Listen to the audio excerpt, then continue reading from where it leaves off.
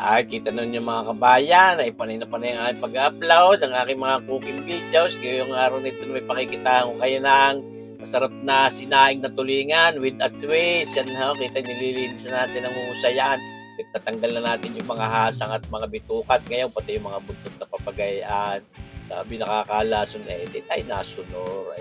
Nagigiba naman ang laman kahit ano naman. Pagkasariwa naman nung katulad niyan, kahit naman hindi natin pagtatanggal yan. Ngayon, mga kabayan, ating aasnan iyang ating mga tulingin, biniakan natin sa gitna, dyan ay ating pipirating papagayan. Aba naman, si kabayan, ang naman lantik ng mga daliring iyan. Kakaiba naman niya, may tinatago. Ay, sus, mga kabayan. Parang ako nalantikan doon sa aking mga daliring yung sa aking pagpipirat. Kita niyo bagka? Sa Smart po, tawarin. Yan po, mga kabayan. Tayo ay magsasaing niyang ating tulingang iyan with a twist. Sasamahan natin ng black beans o tausin. Ako'y napakasarap diyan sa ating palyok na yan. Lalagyan natin ng sapen. Ayan ha, dahon ng saging. Napakabango ng aroma niyan. At syempre, yung aftertaste niya sa ating mga sinaing na isdang papagay. Ito, ating liempong iyan. Taba ng baboy na may lamay. Liempo. Talagang yan ang ginagamit ko din. Ayaw ko yung mismong tabang-taba lang ang ating isasama diyan. Pampasarap lalo ng lasa ng ating sinaing na tulingan. Huwag naman sakto lang. Hindi naman yung sinaing na liempo. May sinaing na tulingan. Lang hindi lalagyan. At ito, siyempre, para hindi magiba yung mga pinag-uluhan niyang ating tulingang yan, ating binabalot niyang dahon ng saging pa rin iyan. Baka may maghanap na naman ng ulo. Bakit daw pag ako'y nagkagatayan, wala na yung ulo ng tulingan. Ay, kahit naman nga, mawala. Hindi ko makinakain niya. At ipapata sila, sasalansa natin to sa ating palyok yung mga tulingang iyan, mga kabayan. Ito yung naman yung aking ipapakita sa inyo, isinaing laang na tulingan. Hindi naman natin para iprito at igatayan ngayon. At iba pa naman yung luto yun. Kung may natira diyan, hindi gagawin natin. Pero duda ko wala matitira. Dahil ito yung ating dadalhin, yung iba dito, sa aming outing, kasama mga kaibigan, siyempre, para tayo may contribution din, pagdadala din ako ng lechong paksiw down. Yan, kita nyo ba ito, mga kabayang ating mga tuling ito, lalagyan natin ng paasim na kalabyas na tuyaw. Pwede rin gamitin nyo din yung kinipil na sampalok, pampaasim, pero yan ang nadidiniya kalimyas na ito. Hindi yan ang aking gagamitin. Alam mo, gamitin mo yung wala. Di ba? At ilalagyan ng tubig sapat para ma-submerge natin o mailubog natin yung mga tulingan natin. Isa pa yan, maaaring kulang pa rin naman yung ating ilalagay muna diyan, mga kabayan. Ating pagagatuin, lalapukin natin. Yan gagatuin natin ang mga tinik niyan. Kaya matagal ang pagsasaing na gagawin natin dito. Kung may 6 na oras, ay tunay na sa mahinang apoy para magawa natin yung pagpapatalab ng lasa diyan sa kaibuturan niyan tulingang at magaturin. Yung tinik niyan, hindi ka mabibitay kahit isamual mo ng buaw. Yung tulingang yan. Kita nyo ba pinaikot-ikot pa para may drama. Baka maliyaw. Ano mo, tunay na. Ito sabi ko sa inyo mga kabay, marami na rin naman ako naipakitang pagsasahin na ganitong tulingan.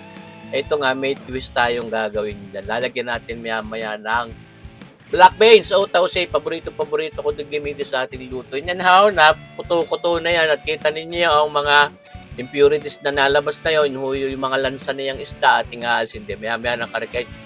At para mapadami pa natin yung impurities mapalabas. Kaya nung maalis na yung mga impurities, mga kabayan, hindi yan yung itsura ng ating sinaing na tulingang iyan. Kita nyo ba gayaan? Parang pwede na, huwag na tuloy natin.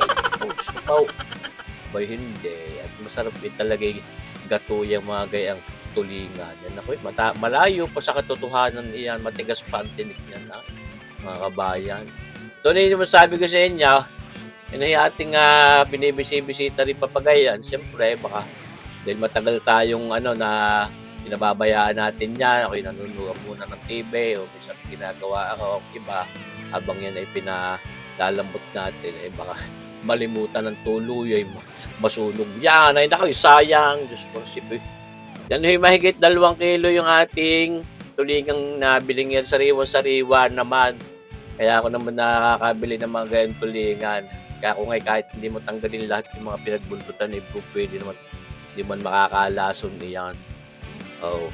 Ay, kita niyo ho, ngayon, nagre-reduce na yung sabaw.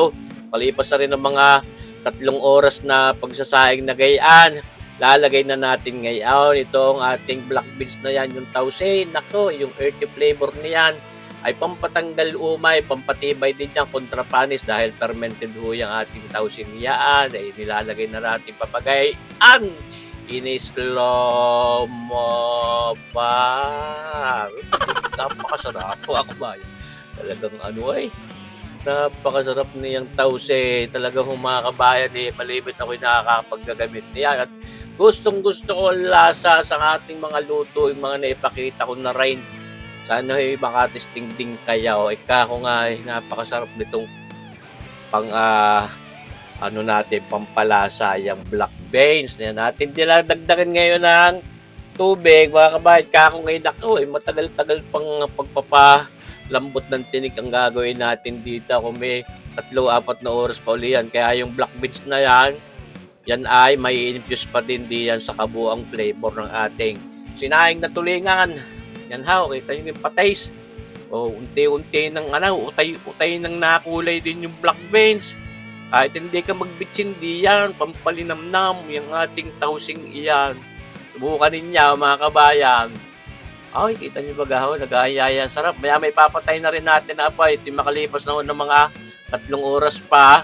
At aking malambot na rin ang tinik. May carry over cooking pa yan. Kaya kahit wala ng apoy, tuloy ang pagluluto niya at paglambot. Yung patays, baka maiga.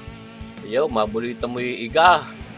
Ayan. Kaya ngayon, maglalagay na tayo sa ating lalagayan at ito ay mapapasuot na doon sa aming aute ng matimusan ng ating mga kabayan, mga kasagpe. Itong sinaing na tulingan ni Sir Boyet with black beans. Habang nilalagay ko sa mga lalagyan yan, gusto kong batiin, nagpapashoutout to ating mga subscribers at viewers. Sina kabayang Arnel Gapit Karandang at taga Laguna. Shoutout sa iyo, kabayang Arnel Gapit Karandang. Kay kabayang Sofia Loteri Pool, laging nanonood. Kabayang Sofia Loteri Pool, shoutout sa iyo. Siyempre, sa aking kapatid na si Tame, si Romel Melody yan sa Hotel Farnese sa Roma, Italia. Shoutout din sa inyo, sa mga kasama mo dyan. Siyempre, kay kabayang Maria Conboy, bagong subscriber natin. Salamat sa iyong pagsusubscribe at pagpanunood. Siyempre, kabayang Renato Fule, lagi nanonood at nagko-comment. Maraming salamat sa inyo. Suporta dito sa ating Sir Boyet Melo YouTube channel, mga kabayan. Ayan mga kabayan, sana nakaibigan nyo ating sinaing na tulingang aray. Sana matesting nyo din. Maraming salamat sa inyong panunood. Mabuhay tayong lahat. God bless.